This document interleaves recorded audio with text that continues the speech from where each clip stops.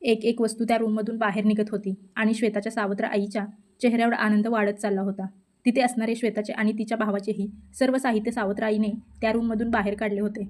सर्व रूम रिकामी झाल्यानंतर आता ती खुश दिसत होती. श्वेताला तिच्या आईबरोबरच्या आठवणी जाग्या होऊ लागल्या होत्या. आता ती पळतच बाहेरच्या रूममध्ये गेली आणि रडू लागली. तिला तिच्या आईची आता खूपच जास्त आठवण येत होती. जर आता आई जिवंत असती तर तिने बाबांना एकही वस्तू त्या रूममधून दुसरीकडे शिफ्ट करू दिली नसती.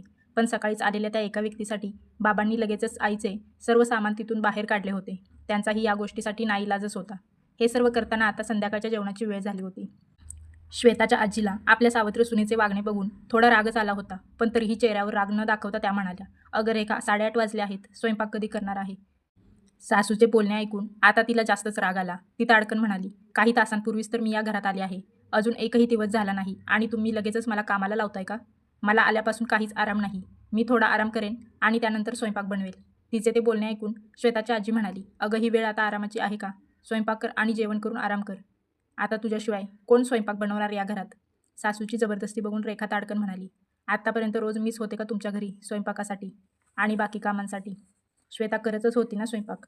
आजही तिने स्वयंपाक केला तर काय होते?" सावत्र आईचे शब्द ऐकून काही मिनिटांपूर्वीच अभ्यास करत बसलेली श्वेता उठली आणि काहीही न बोलता किचनमध्ये जाऊन स्वयंपाक बनवायला लागली.